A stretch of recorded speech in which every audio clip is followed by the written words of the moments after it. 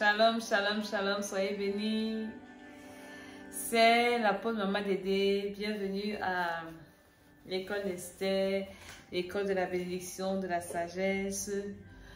Je veux souffler un peu en musique avec vous, avec cette chanson. Jesus, I will never let you go. Take me from the miry clay. Shine my feet upon the rock. I know I love you. I need you. For my one, my fun, I never let you go. My Savior, my closest friends, I will worship you until the very day. Amen. Cette chanson dit: Jésus, l'amour de mon âme. Je vais t'aimer toute ma vie. Tu es mon meilleur ami. Je suis en train de paraphraser. Je suis en train de summarize, c'est-à-dire de résumer, de vous donner ça. Jesus, I will never let you go. Jésus, je ne vais jamais te laisser partir. From the miry clay, and my feet upon the rock, I will know I love you, I need you. Through my warm and far, I'll never let you. Même si mon monde s'écroule, Jésus, je ne te laisserai pas partir. Tu es l'amour de ma vie. Je suis l'apôtre Maman Dédé. Que le Seigneur nous bénisse, que le Seigneur nous accorde sa grâce. Je viens avec beaucoup de joie vous faire cette vidéo. C'est mon retour comme ça. J'étais en Allemagne et je suis allée assister à un mariage. Déjà de la famille, mais d'une sœur dans le Seigneur, en même temps, sœur dans la chair, qui a un témoignage. Waouh! Toutes les personnes qui ont prié avec moi en 2022, l'année passée, connaissent ce témoignage. Et je bénis déjà le Seigneur qui m'a ramené dans de bonnes conditions et qui a permis que je passe vraiment de bons moments dans sa présence et qui me permet de faire ce témoignage. Au nom de Jésus, amen. C'est une sœur biologique et charnelle avec qui nous prions, qui était venue une fois à une retraite spirituelle à Paris, la dernière retraite de 2019, ceux qui étaient là pouvaient reconnaître. Et l'année passée, elle a été fortement attaquée. On a souvent des moments pris ensemble. Elle a été fortement attaquée. Elle est même morte. Quand elle me faisait son témoignage, c'était ahurissant. Je ne veux pas entrer dans les détails ici. Je veux le témoigner peut-être à la veille qu'on aura vendredi. C'est ce vendredi. Hein.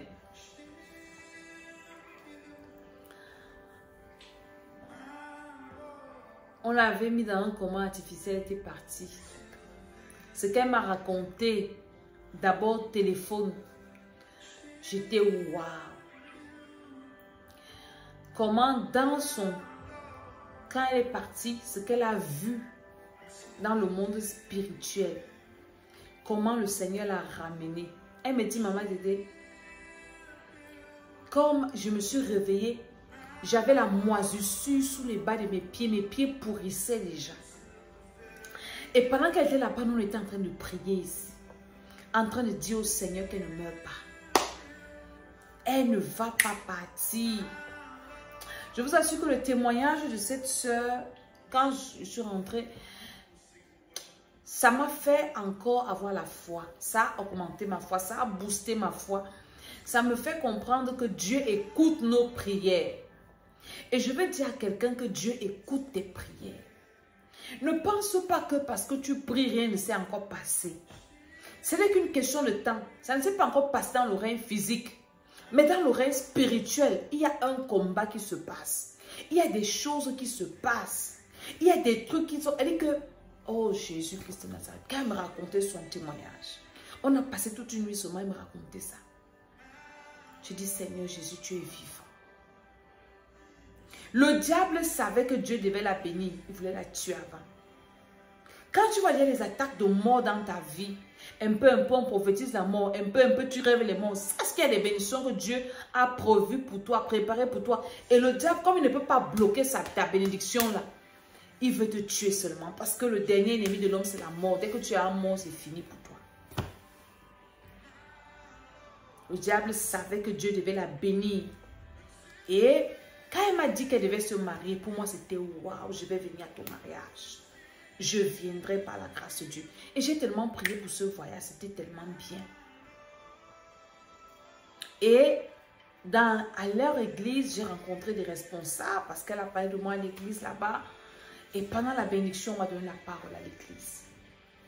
C'est vrai que la langue était un frein.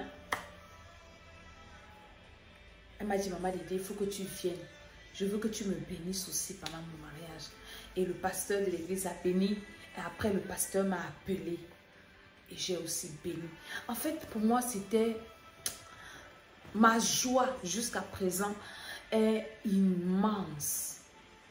Dieu est Dieu. J'ai vu en cette sœur la définition du Dieu qui restaure. Le Dieu qui ressuscite. Le Dieu qui guérit. Le Dieu qui enlève de la poussière. Le Dieu qui essuie les larmes, le Dieu qui restaure, le Dieu qui élève, le Dieu qui écoute les prières. Vous savez, parfois, nous, quand nous prions pour les gens, il y a des niveaux de foi que nous-mêmes, on n'a pas. Mais quand Dieu fait, on dit waouh. Et j'étais là, je disais que Seigneur Jésus-Christ, si tu as fait pour elle, tu feras pour moi et tu feras aussi pour les autres. Parce que nous devons apprendre à nous connecter à ce que Dieu fait pour les gens. Je l'enseigne à mes enfants spirituels. La jalousie, la méchanceté, l'égoïsme, tout ça, ça ne sert à rien. Quand tu vois quelqu'un qui a ce que toi tu veux, ce que toi tu n'as pas, va tout simplement te connecter à cette personne. Tu entres en contact parce que ce que tu n'aimes pas, tu ne peux pas attirer. Ce que tu n'apprécies pas, Dieu ne peut pas te donner. Dieu ne peut pas le faire.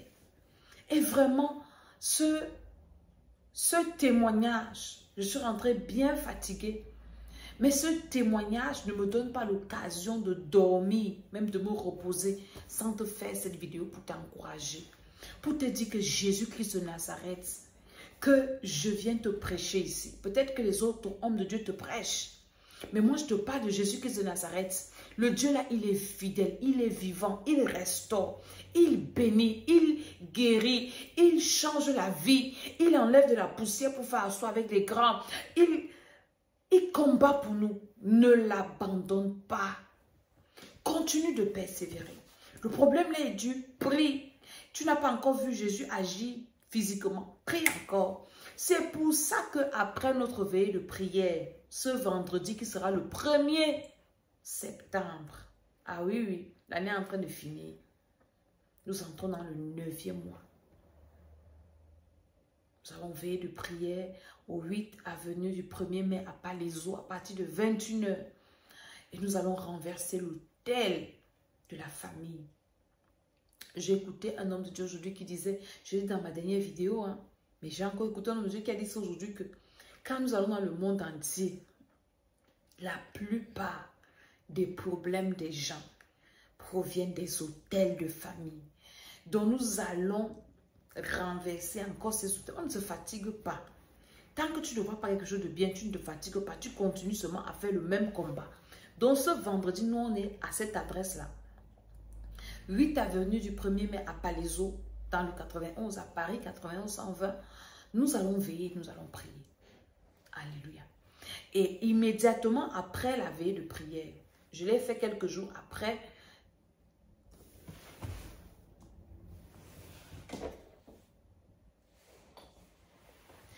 Je l'ai fait quelques jours après. Question de de souffler un peu. Et après, relancer, nous allons commencer le marathon de prière. Est-ce que tu peux dire avec moi marathon de prière? Nous allons faire le marathon de prière. Le dernier marathon de prière qu'on a fait le 7e mois, c'était waouh! Que Dieu m'aide dans son œuvre, parce que l'œuvre de Dieu n'est pas facile à faire et que Dieu suscite des ouvriers. À ce dernier marathon de prière, le témoignage que j'ai pu partager, parmi tant d'autres, était celle de ma fille là. Elle a témoigné à la veille de Bruxelles. On avait enlevé l'utérus, enlevé les ovaires, enlevé tout. Mais à la fin du marathon là, elle a recommencé à saigner. Il faut que les gynécologues viennent un peu nous expliquer comment une femme à qui on a tout enlevé peut encore saigner. Est-ce que c'est scientifiquement possible? Il y a eu des témoignages, des sorties de prison, vraiment que Dieu m'aide à avoir des gens qui vont m'aider soi-même à récupérer, à prendre des témoignages pour partager. Parce que parfois, je n'ai même pas le temps, la force de partager les témoignages que Dieu fait. Le dernier marathon de prière, nous l'avons fait avec le jeûne. Nous prions à 6 heures. Nous prions à 9 heures, à midi, à 15 heures, à 18 heures, à 21 heures, à minuit. Mais ensemble, on avait souvent des prières 6 heures, midi. On avait prié rarement à 15 heures. On priait à 18 heures parce qu'on se disait 15 heures, les gens sont en train de rentrer du travail. Donc, on priait 6 heures, midi, 18 heures et on priait le soir. Mais ce marathon de prière, par la grâce de Dieu, nous allons multiplier encore les heures de prière. Ça, c'était les prières d'ensemble qu'on faisait à ces heures-là. Mais chacun avait la responsabilité et le devoir de faire sa prière personnelle. Donc, nous recommençons le marathon de prière normalement à partir du 1er septembre. Mais nous commençons ensemble à partir du 7. Tout le mois, là, nous allons prier Dieu. Nous préparons les 4 derniers mois de l'année. Si l'année va finir même. Il y en a qui annoncent la venue de Jésus ce 9e mois. Je me dois de parler. Je n'ai pas dit que c'est vrai, je n'ai pas dit que c'est faux. Mais au cas où, si c'est que c'est vrai, mieux vaut l'information pas, on se prépare.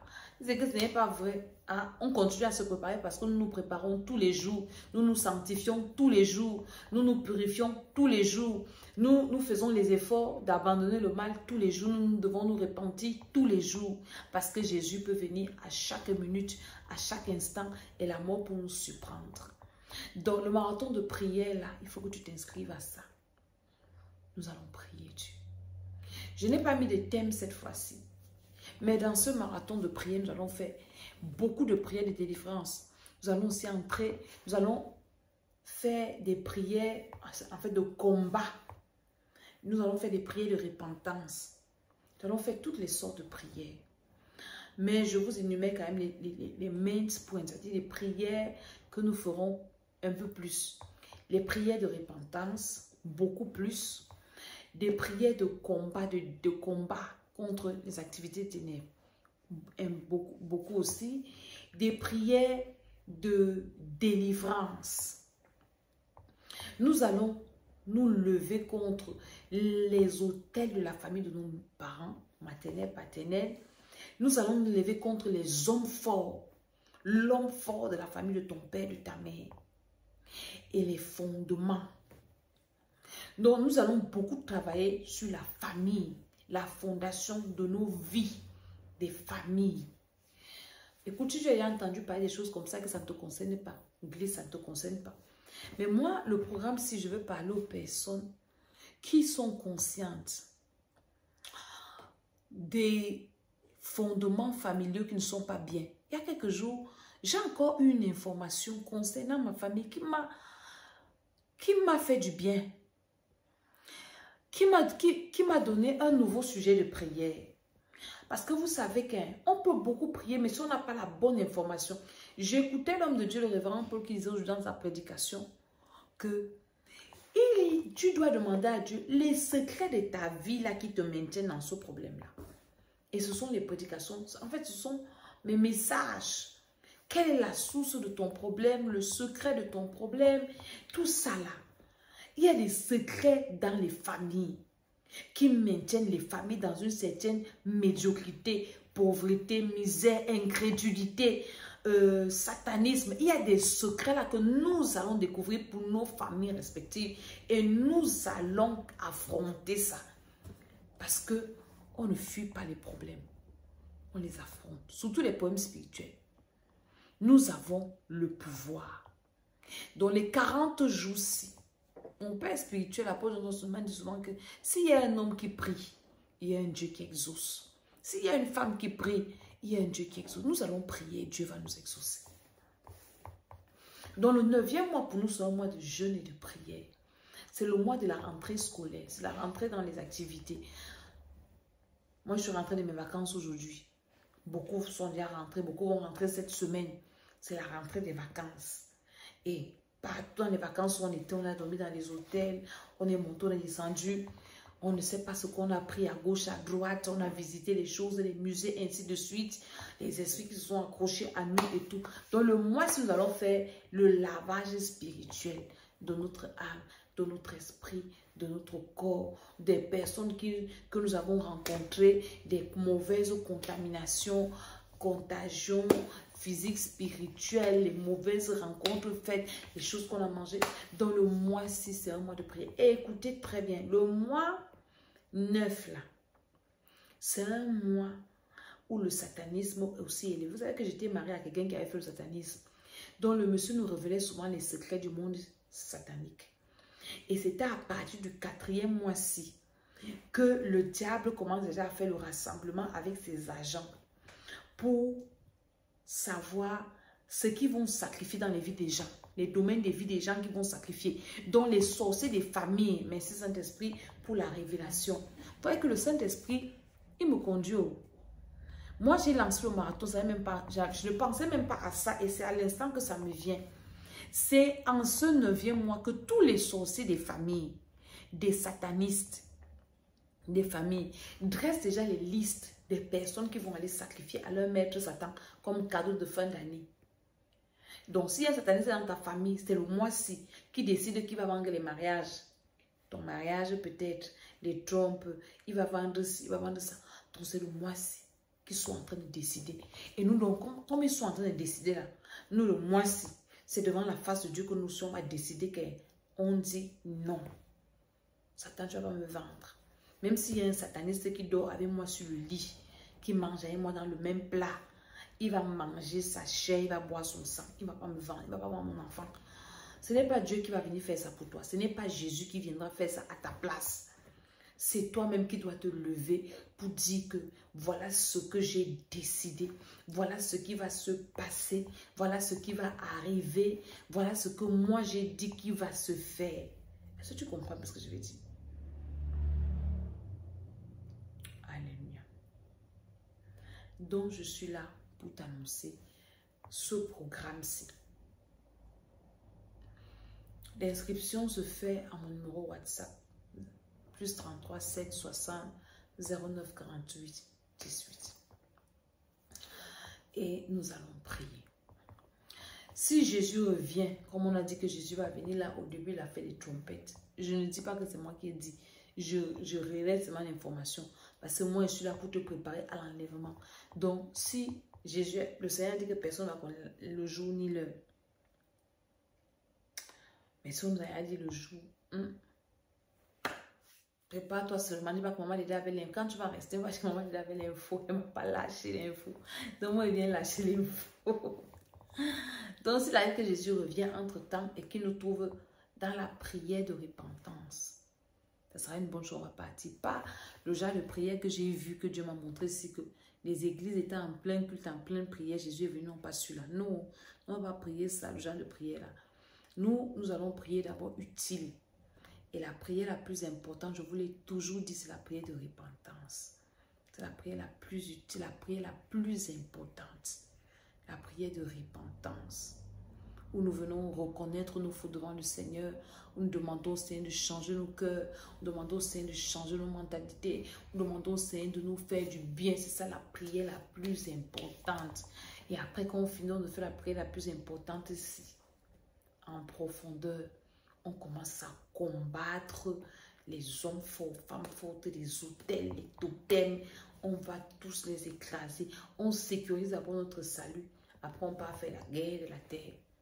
Comme les 5 vierges sages. Elles partaient à la fête. Hein?